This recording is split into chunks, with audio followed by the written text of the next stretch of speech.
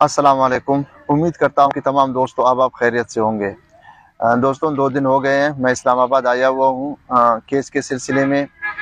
उससे पहले कि मैं केस के बारे में कुछ बताऊँ, एक बात की मैं वजाहत करना चाहता हूँ कि रात को कुछ दोस्तों ने मुझसे सवाल किया था केस से मुताल्लिक, तो मैंने एक वॉइस की थी।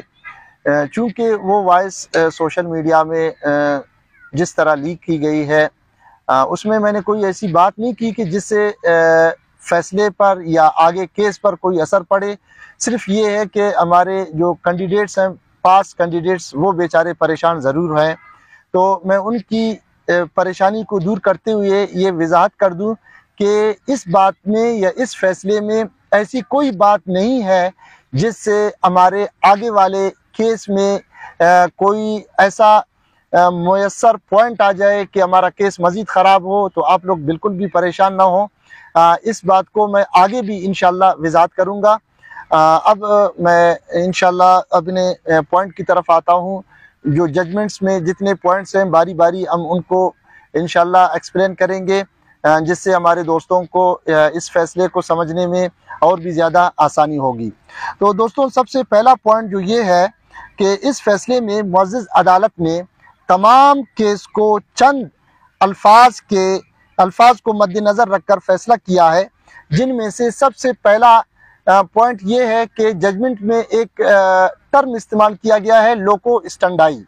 तो दोस्तों, इसे जब हमने रिसर्च किया, इसका मतलब ये है कि किसी बंदे को किसी भी फैसले या किसी भी केस या किसी भी मतलब मकाम पे खड़े होने का कोई जवाज़ पेश हो या उसे कोई जवाज़ मिल जाए कि वो यहाँ पे खड़े होकर अपनी बात कर सके। तो मैं इस बात को मज़ीद आगे आप लोगों को वजाहत कर दूं कि इस केस में बायज़ीद का जो लोको स्टैंडाई है, इसे साबित करने के लिए बायज़ीद के पास तो कोई कानून दलील नहीं है, मगर आप जजमेंट को देखें। जजमेंट के सफ़ा नंबर 7 से लेकर सफ़ा नंबर 13 तक एक बहुत ही गहरी कानूनी रिसर्च मौजूद है जो बायज़ीद के लोको स्टैंडाई को जवाज़ फराहम करता है।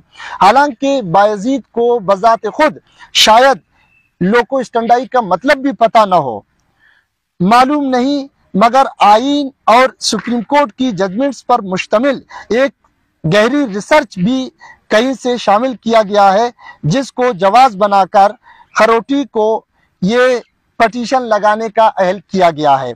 एक इंतहाई जो मैं आपको बता दूं कि अजीब सा लगता है कि एक बंदा जिसको कानून के बारे में पता भी नहीं है, लेकिन उसके बावजूद एक 7 सफ़े पर मौजूद उसके लिए एक जवाज़ बनाकर पेश किया गया है। ये थोड़ा सा परेशान कुन ज़रूर है हमारे लिए। अच्छा, दूसरा पॉइंट ये है कि मैं आप लोगों को ये बताता चलूँ कि न सिर्फ मैं बल्कि हमारे जितने भी कैंडिडेट्स हैं, हम मुअज़्ज़ज़ अदालत के फ़ैसले को इज़्ज़त, क़द्र और आबरू की निगाह से देखते हैं। मगर यहाँ एक बात अहमियत का हामिल ये है कि मुअज़्ज़ज़ अदलिया के फ़ैसले में ये बात बयान की गई है कि मुतअद्दिद हल्फिया बयान जमा किए गए हैं जिससे करप्शन साबित होता है। तो जनाब वाला, मैं आप लोगों को बता दूं कि मुतअद्दिद नहीं बल्कि सिर्फ और सिर्फ 8 हल्फिया बयान जमा किए गए थे, जिनमें से 4 नॉन टीचिंग स्टाफ के थे, 2 सोशल वेलफेयर के थे और 2 टीचिंग स्टाफ के थे। उनमें ये बात कतई जिक्र नहीं किया गया है कि भाई करप्शन हुआ है, बल्कि उनमें ये जिक्र किया गया है कि हम मुअज़्ज़ज़ अदलिया से दरख्वास्त करते हैं कि हमने कोई करप्शन नहीं किया है, हमने इन पोस्टों के लिए किसी को 1 रुपया भी नहीं दिया है और ना ही किसी ने हमसे पैसे का मुतालिबा किया है। हम मुअज़्ज़ज़ अदलिया से गुजारिश करते हैं कि हमने अपनी मेहनत से 3 से 4, बाज़ ऐसे दोस्त हैं जिन्होंने 5 टेस्ट तक पास किए हैं। तो हम मुअज़्ज़ज़ अदलिया से दरख्वास्त करते हैं कि जल्द अज जल्द इस मामले को निपटा कर हमें हमारे जो हमने टेस्ट पास किए हैं, इस केस को फैसला करके हमारी तैनाती को यकीनी बनाया जाए।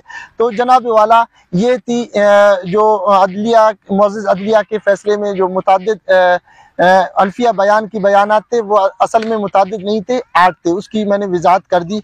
अब आगे चलते हैं दोस्तों। अच्छा, तीसरा पॉइंट ये है कि मुअज़्ज़िज़ अदलिया ने फैसले में ये जिक्र किया है कि SBK एक नातजुर्बाकार टेस्टिंग इदारा है, यूनिवर्सिटी है। तो जनाब वाला मैं आपको बता दूं कि SBK ने जो टेस्ट कंडक्ट किया वो 1 महीना कुछ दिन पर मुश्तमिल था। मैंने खुद 2 दिन टेस्ट में हाजिर रहा। टेस्ट इंतहाई बेहतरीन अंदाज से SBK ने कंडक्ट करवाया। तो अगर नातजुर्बाकारी की बात की जाए, SBK ने डिस्ट्रिक्ट वाइज नहीं बल्कि यूनियन काउंसिल की सतह पर भी जाकर टेस्ट कंडक्ट करवाए।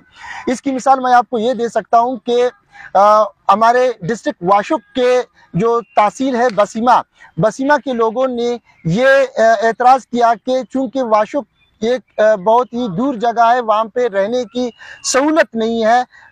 चूँकि हम वहाँ पे जाएंगे, 2 दिन ठहरेंगे, हम टेस्ट देंगे, तो हमारे लिए ये सहूलत का ना होना, हमारे लिए वहाँ पे रिहाइश का ना होना इंतहाई मुश्किल है। तो इस वजह से हम दरख्वास्त करते हैं कि भाई हमें बसीमा में ही टेस्ट एक वेन्यू मुहैया किया जाए, हम यहीं पे टेस्ट देंगे।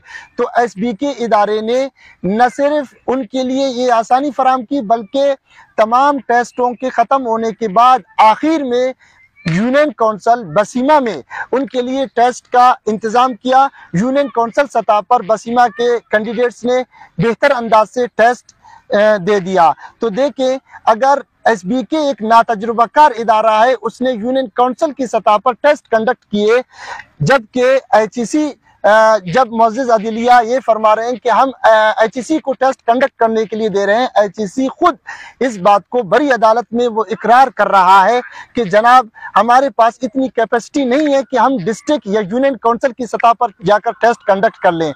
हमारे पास इतनी कैपेसिटी है कि हम सिर्फ और सिर्फ डिवीज़न की सतह पर टेस्ट कंडक्ट कर लें। तो जनाब वाला मैं आप लोगों को एक बात बता दूं, अगर डिवीज़न की बात की जाए तो मेरे ख्याल में ये टेस्ट सिर्फ और सिर्फ कोयटा के लोग दे सकते हैं, बाकी किसी भी डिवीज़न में ये टेस्ट मुमकिन नहीं होगा। उसकी वजह यह है कि अगर आप डिवीज़न की तादाद को देखें तो हर डिवीज़न की 5 से 6 लाख तादाद है। आया ये मुमकिन होगा कि रक्षान डिवीज़न के 5-6 लाख लोग खारान में इकट्ठे होकर टेस्ट दे सके? ये इंतहाई नामुमकिन बात जो है दिखाई दे रही है, इसका होता हुआ मुमकिन नहीं है। तो असल में नातजुर्बाकार SBK नहीं बल्कि नातजुर्बाकार इदारा HEC है, जो कि बजाते खुद अल्फिया जो अदालत में वो ये बात बयान कर रहा है कि भाई हमारे पास इतनी कैपेसिटी नहीं है, हमारे पास टेस्ट डिस्ट्रिक्ट और यूनियन काउंसिल पे टेस्ट लेने का तजुर्बा नहीं है। चौथा पॉइंट मैं आप दोस्तों के सामने ये रख रहा हूँ कि मुअज़्ज़िज़ अदलिया ने अपने फैसले में ये बात जिक्र की है कि SBK ने 980 रुपए का टेस्ट की जो फीस चार्ज की है वो इंतहाई ज़्यादा है।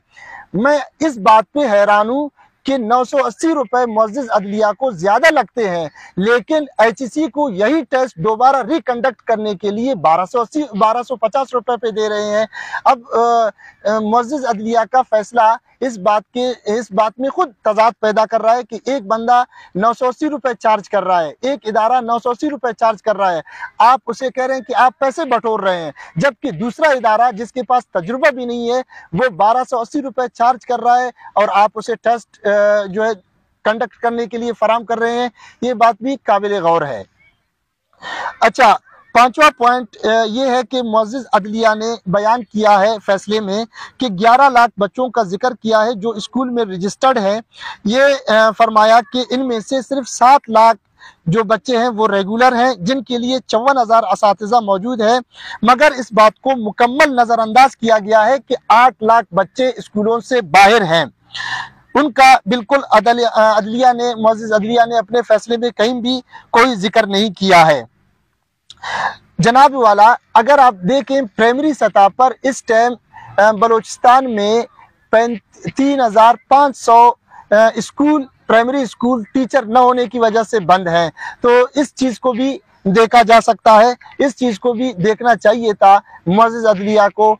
अच्छा, इसके अलावा जो टीचर्स मौजूद हैं उनकी जो मौजूदगी है वो सब्जेक्ट वाइज अगर देखा जाए तो आपको बलूचिस्तान के तमाम स्कूलों में रियाजी और साइंस के मज़ामीन जो हैं इनके टीचर्स आपको इंतहाई कम मिलेंगे।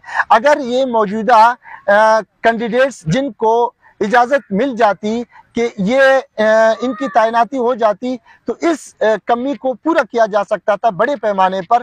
بہت سارے ہمیں سائنس اور ریاضی کے ٹیچرز ہمیں مل جاتے. تو آخر میں آپ لوگوں کو یہ کہنا چاہ رہا ہوں کہ انشاءاللہ ہم کل سپریم کورٹ جا رہے ہیں. ہم رات کو ایک وکیل سے ہماری ٹائم فکس ہو گئی ہے. انشاءاللہ ہم ان سے بات کر لیں گے. کل ہم کوشش کر لیں گے کہ ہماری درخواست جمع ہو, جلد از جلد ہمارا کیس لگ جائے, اور ہم ICC جو آنے والے دنوں میں ہو سکتا ہے کہ جلد از جلد اپنے ٹیسٹ کا ایڈورٹائزمنٹ کر لے, ہم اس کو اسٹے لگانے کی کوشش کر لیں گے. میں دوستوں سے یہی امید رکھوں گا کہ وہ متحد پرامن رہیں. انشاءاللہ ایسی کوئی بات نہیں ہے. ہمیں سپریم کورٹ پر اعتبار ہے, وہ ہمیں انشاءاللہ ضرور ریلیف فراہم کرے گا.